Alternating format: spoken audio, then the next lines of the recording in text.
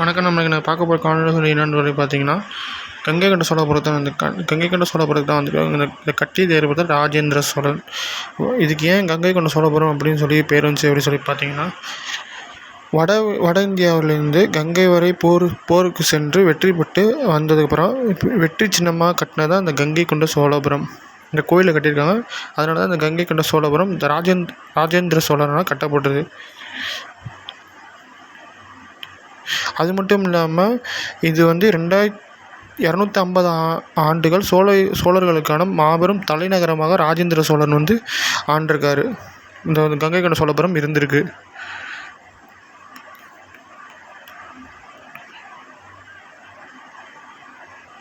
அது மட்டும் இல்லாமல் 1135ஆம் ஆண்டு புதிய தலைநகரமாக கங்கை கொண்ட சோழபுரம் வந்து சோழீஸ்வரம் என்று மாபெரும் கோவிலை கட்ட வந்து ராஜேந்திர சோழன் முடிவெடுத்தார். இந்த கோயிலோட பார்த்திங்கன்னா தஞ்சை பெரிய கோயிலை விட உயரம் கம்மியாகும், பக்கவாட்டு அளவில் வந்து கொஞ்சம் குறுகலாகவும் இருக்கும். ஏன்னா தன்னோட அப்பா கட்டின தஞ்சை பெரிய கோயில் தான் வந்து பெருசாக இருக்கணும், எல்லாத்த விட பார்க்குறதுக்கு வந்து ஒரு பிரம்மாண்டமாக இருக்கணும், தந்தை மேலோட மரியாதைக்காண்டி அவர் கொஞ்சம் இந்த மாதிரி மாற்றி கட்டியிருக்காரு ராஜேந்திர சோழன்.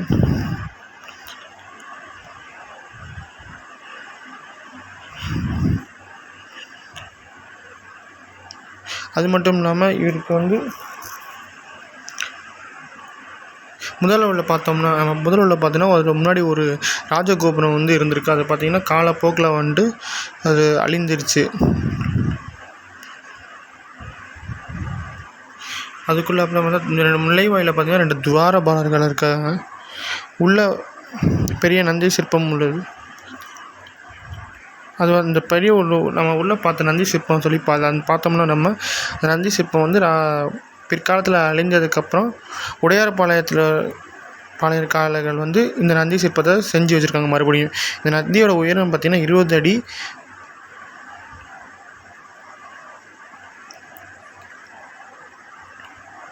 இதில் நுழைவாயில் பார்த்திங்கன்னா 2 வாயில் கோபுரங்கள் இருக்குங்க. இது வந்து அந்த கோபுரத்தோட மொத்த அளவு பார்த்திங்கன்னா இந்த விமானம் வந்து 167 அடி வந்து பெரிய விமானம் உள்ளது. நம்ம விமானத்தோட 2 பக்கமும் பார்த்திங்கன்னா தென்கைலம் வடகைலம் 2 கோயில் இருக்குது. நம்ம என்ட்ரன்ஸ்லேயே பார்த்துருப்போம். அதை நான் உங்களுக்கு அங்கே வந்து இருக்குங்க. இதில் முக்கியமான என்ன அப்படின்னு சொல்லி பார்த்திங்கன்னா இந்த கோவிலில் இது முக்கியமான சிம்ம கிணறு வந்து பார்த்திங்கன்னா சிம்மம் அந்த மாதிரி இருக்குங்க.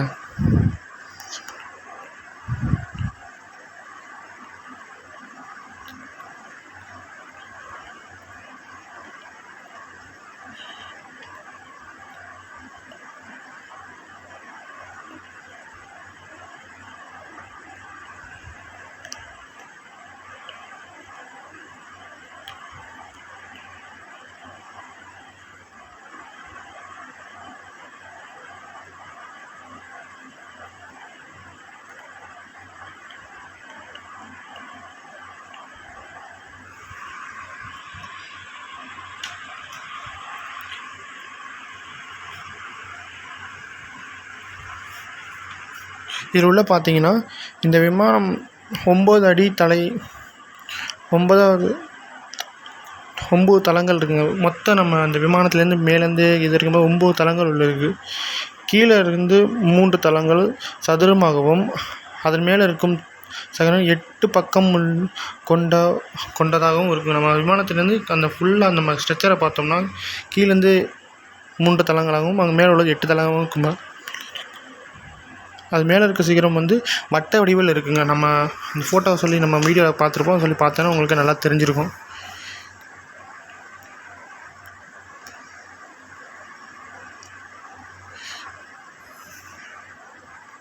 அந்த விமானத்தோட மொத்த அடி பார்த்தீங்கன்னா 167. இங்கே நம்ம உள்ள கோவில் உள்ள சிவலிங்கம் இருக்கும் தெரியுமா, அது வந்து அதோட அடி வந்து பார்த்திங்கன்னா 11 அடி சிவலிங்கம் உள்ளே இருக்குங்க.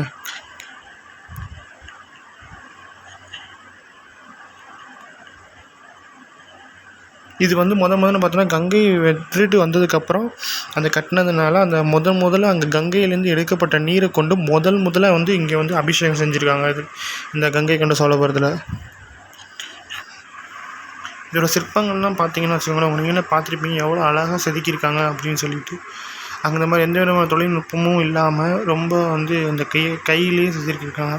ஒவ்வொரு சிற்பமும் நம்ம என்னென்ன அதில் வரைஞ்சிருக்காங்க அப்படின்னு சொல்லிட்டு நமக்கு ரொம்ப தெளிவாகவும் இருக்குங்க. பாருங்கள், அந்த சிம்ம யாழின்னு சொல்லுவாங்க தெரியுமா, அது எவ்வளோ அழகாக செதுக்கியிருக்காங்க அப்படின்னு சொல்லி உங்களுக்கே தெரியுது பாருங்கள். நீங்கள் கண்டிப்பாக வந்து ஃபேமிலியோடு வந்து பாருங்கள். நம்ம பொழுதுபோக்குன்னு சொல்கிறத விட நம்ம நிறைய விஷயம் இங்கே தெரிஞ்சுக்கலாம். நான் வந்து நிறைய விஷயம் தெரிஞ்சுக்கிட்டேன். அப்போ அந்த நவீன உதவி எதுவுமே இல்லாமல் எவ்வளோ அழகாக செஞ்சுருக்காங்க. இங்கே பாருங்கள் எவ்வளோ அழகாக இந்த சிற்பம் செஞ்சுருக்காங்க அப்படின்னு சொல்லிட்டு. அப்புறம் சிம்மம் அந்த யாழி வந்து எவ்வளோ ஒவ்வொரு சுற்றிலும் பார்த்தீங்கன்னா யாழி செஞ்சுருக்காங்க. அது உங்களுக்கு தெளிவாக தெரியும்னு நினைக்கிறேன். ஒவ்வொரு இதுலையும் யாழி எல்லாமே. இது வந்து கட்டடை கோவில்னால் என்ன அப்படின்னு சொல்லி பார்த்தீங்கன்னா, ஒரு கல் மேலே இன்னொரு கல் வச்சு கட்டுறதுக்கு பேர் தான் கட்டடை கோவில். கோவில் மொத்தம் 2 வகையில் இருக்குது. ஒன்று கட்டடை கோவில், ஒன்று குடைவரை கோவில். குடைவரை கோவில்னால் ஒரு மலையை குடைஞ்சி அதனுள்ள வந்து நுழைவாயில் செஞ்சு வந்து கோவிலாம் வச்சு செய்கிறது குடைவரை கோவில். கல் மேலே ஒரு கல் வச்சு அப்படி செய்கிறதுக்கு பேர் கட்டடை கோவில். இது வந்து கட்டடை கோவில். எவ்வளோ அழகாக சிற்பங்கள்லாம் செதுக்கியிருக்காங்க. கண்டிப்பாக வந்து பார்க்கணும். இங்கே முடிஞ்ச வரைக்கும் காலையிலே போயிருங்க. இந்த மாதிரி 12 மணிக்கு மேலே ஒரு சில டைம் போனீங்கன்னா அங்கே வந்து நமக்கு வந்து சாத்திடுறாங்க. நம்ம அதனால் சாயங்காலம் வரைக்கும் 4 மணி வரைக்கும் வெயிட் பண்ண வேண்டியதாக இருக்கும். அதனால் நீங்கள் வந்து என்ன பண்ணுறீங்கன்னா, முடிஞ்ச வரைக்கும் கொஞ்சம் சீக்கிரமாகவே காலையிலேயே போயிருங்க. 12 மணிக்கு முன்னாடி போயிருங்க. அப்படி இல்லைன்னா சாயங்காலம் 4 மணிக்கு தான் திறக்கிறாங்க. அந்த இடத்துக்கு போகணும். பாருங்கள், சிற்பம்னா எவ்வளோ அழகாக, துவாரபாலகம்லாம் எவ்வளோ அழகாக செதுக்கியிருக்காங்க.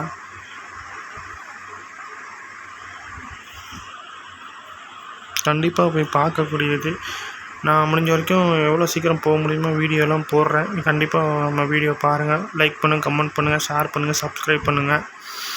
வீடியோ வரலன்னு ரொம்ப பேர் கேட்டிருந்தீங்க. நான் கண்டிப்பாக வீடியோ போட்டு பார்க்குறேன். எனக்கும் சில டைம் இல்லாதனால தான் போட முடியல. நீங்கள் கண்டிப்பாக நம்ம இதுக்கப்புறம் அடிக்கடி வீடியோ வந்துக்கிட்டே இருக்கும்.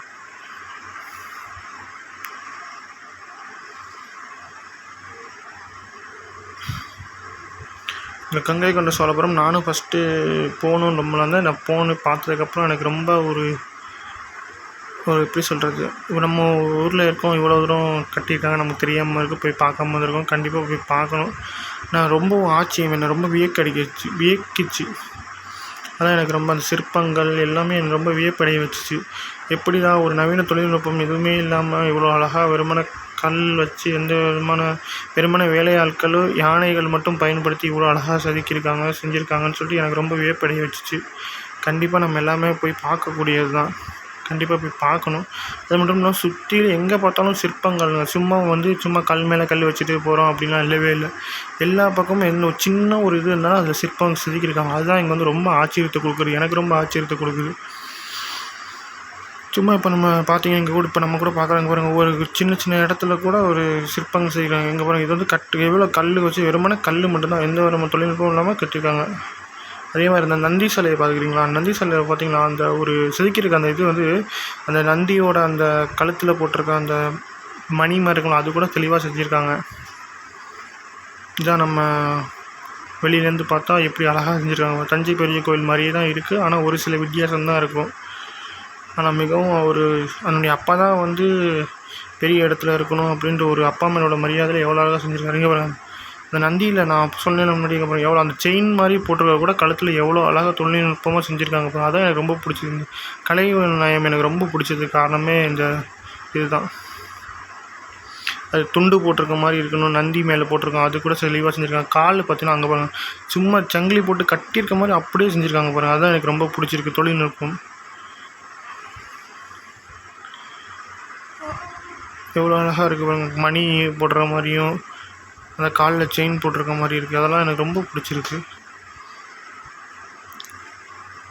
கட்டடக்கலை மாதிரி இருக்கிற மாதிரி இந்த சிற்பங்கள் செய்கிறதால நம்ம ரொம்ப அழகாக செஞ்சுருக்காங்க.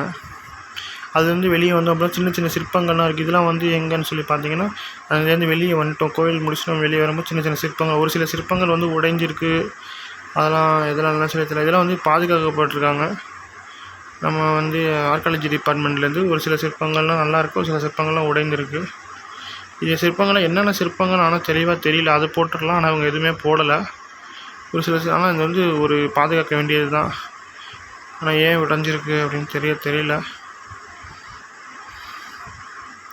இதுக்கு கீழே பேர் போட்டுலாம் இந்தந்த சிற்பம் ஒரு என்னன்னு சொல்லி அதெல்லாம் போடலை.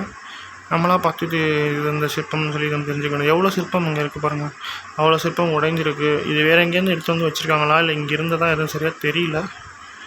இங்கே நான் வந்து வெளியே வந்து பார்த்தப்ப இங்கே நிறையா கல்வெட்டு சிற்பங்கள் இருக்குது.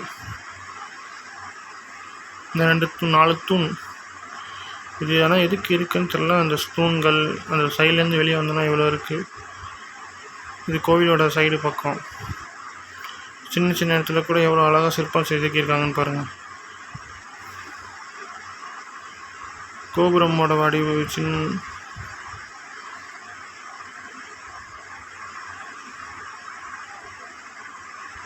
இது இன்னும் பராமரிக்கணும். இது ஆனால் என்னென்னு தெரியல, ஒரு மாதிரி இருக்குது. ஆனால் நல்லாயிருக்கு.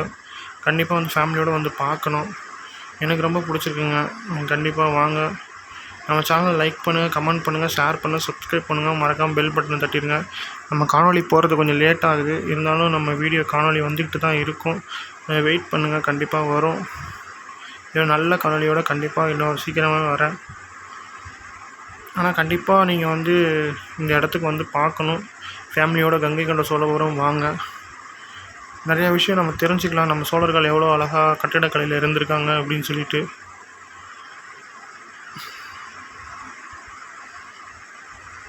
கட்டடை கோவில்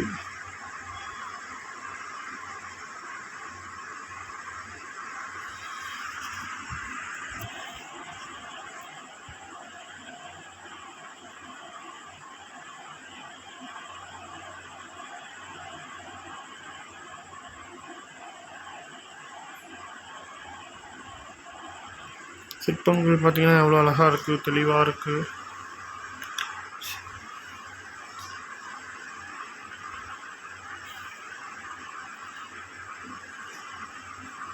மழையின் காரணமாக வந்து சிற்பங்கள் வந்து ஒரு மாதிரி கருப்பு நிறத்தில் இருக்கா என்னன்னு தெரியல, எனக்கு தெரியல. அது இல்லை அது வடிவமே அப்படி தானா அப்படின்னு தெரில. ஒரு நேரம் மழை பெஞ்சதுனால ஒரு வேளை அந்த தண்ணீர் பட்டு அப்படி ஆயிருக்கலாம் கூட எனக்கு தோணுது.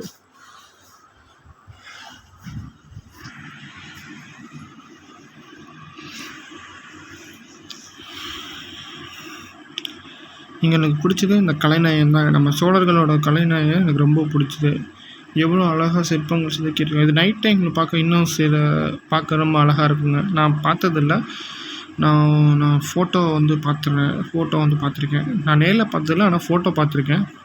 அதே மாதிரி தஞ்சை பெரிய கோவில் நைட்டில் பார்த்துருந்தால் அந்த லைட்டு போட்டு அழகாக இருக்கும். நான் ஃபோட்டோ மட்டும் தான் பார்த்தேன், நைட்டில் பார்த்ததில்ல. அதே மாதிரி விடிய காலை வரப்போ அந்த சூரிய வெளிச்சத்துக்காண்டி கண்டிப்பாக அழகாக இருக்கும்.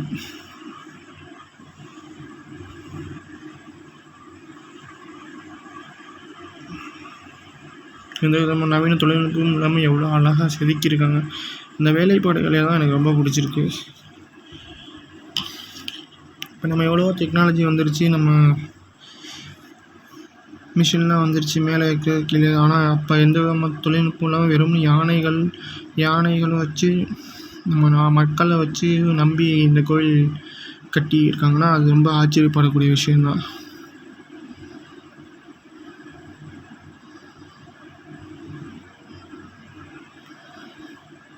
வெறுமனே சும்மா கட்டிட்டோம் அப்படின்னு சொல்லி விடாமல், ஆனால் ஒவ்வொரு வெளியே வந்தாலும் அந்த ஒவ்வொரு இதுக்கும் ஒவ்வொரு சிற்பம் செஞ்சுருக்காங்க பார்த்தீங்கன்னா, அதுதான் ரொம்ப வியக்கக்கூடியதாக இருக்கும்.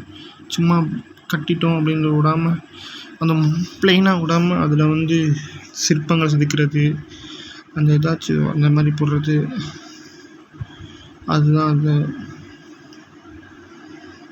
இதோட சோழர்களோட சிற்பக்கலையே இதுதான். கலைநயத்தை கொண்டு வந்து நம்ம ஏற்கனவே நம்ம பார்த்துருக்கோம். தஞ்சை பெரிய கோயிலையும் பார்த்துருக்கோம். நம்ம ஏற்கனவே அங்கே எவ்வளோ அழகாக இருக்கும் அப்படின்னு சொல்லி நமக்கு தெரியும்.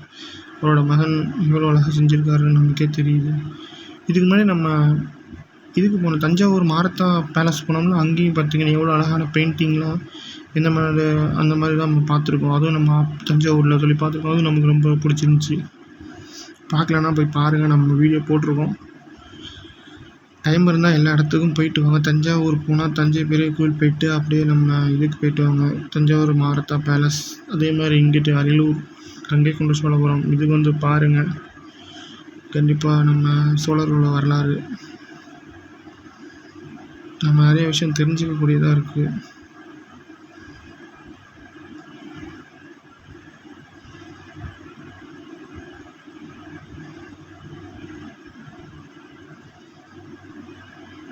பாருங்கள் எவ்வளோ அழகாக செதுக்கியிருக்காங்க.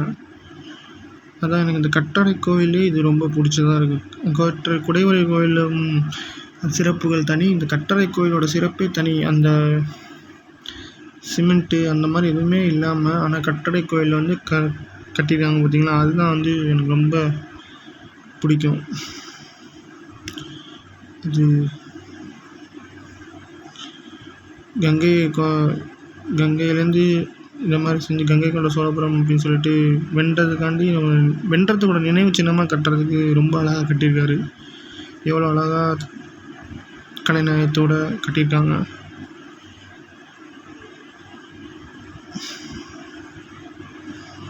நான் இன்னொரு சீக்கிரமாக நல்ல காணொலியோட சீக்கிரமாக வந்து உங்களை சந்திக்கிறேன்.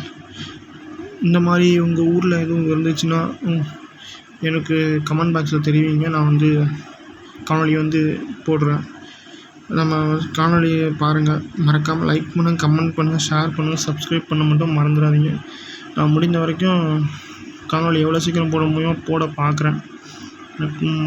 கண்டிப்பாக வரும். இன்னுமேட்டு காணொலி வந்து அடிக்கடி வரும்.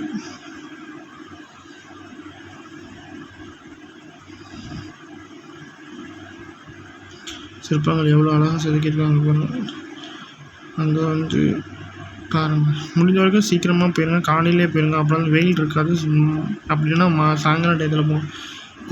சாயங்காலம் டயத்தில் போயிருங்க, வெயிலுக்கு அப்புறம். அது மதியான டைம் அந்த மாதிரி போனால் மேக்ஸிமம் 12 மணிக்கு க்ளோஸ் பண்ணிடுவாங்க. அதுக்கு முன்னாடியே போயிருங்க. அது வரைக்கும் நீங்கள் 4 மணி வரைக்கும் வெயிட் பண்ண வேண்டியதாக இருக்கும். வெயில் ரொம்ப இருக்குது. முடிஞ்ச வரைக்கும் தண்ணி அதெல்லாம் எடுத்துகிட்டு போயிருங்க.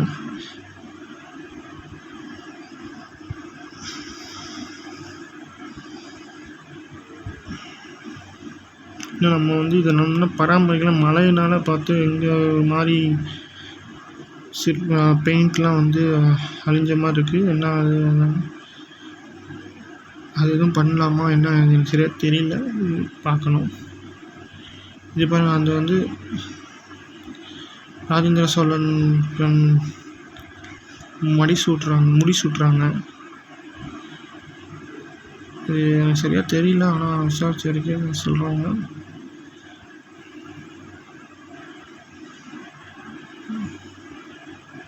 சிற்பங்கள் எல்லாமே கலைநயத்தோடு இருக்குங்க. அதான் பெரிய விஷயமே. எனக்கு வந்து இந்த சிற்பக்கலை தான் எனக்கு சோழர்களோட பிடிச்சதே ரொம்ப பெரிய விஷயம்.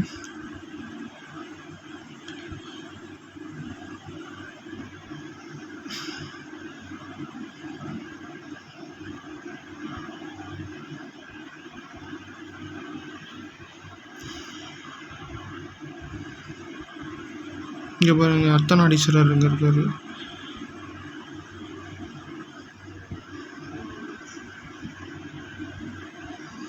அந்த ஒவ்வொரு சிற்பத்துலேயும் ஒவ்வொரு சிலைகளோட இது இருக்குது. அதை நமக்கு உன்னிப்பாக கவனித்தா அது என்ன சிற்பம், என்ன இருக்குது, என்ன சொல்கிறாங்க அப்படின்னு நமக்கு புரியும். ஆனால் முடிஞ்ச வரைக்கும் ரொம்ப பொறுமையாக போய் பார்க்கணும்.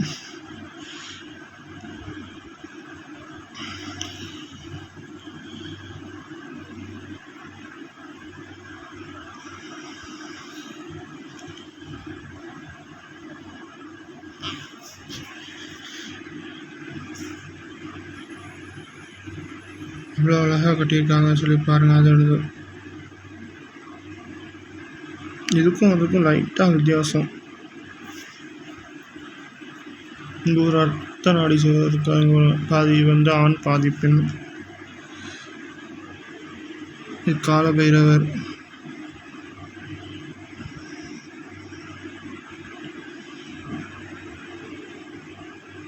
சில சிற்பங்கள்லாம் அப்படியே. இது நடராஜர். கீழே அங்கே பார்த்தீங்கன்னா சிலையில் கீழே பார்க்குறேன், அது வந்து காளி. அந்த லெஃப்ட் அந்த காலுக்கு பக்கத்தில் இருக்காங்க பார்த்தீங்கன்னா அது காளி. இது ஒரு அர்த்தநாடீஸ்வரர், பாதி பெண் பாதி ஆண்.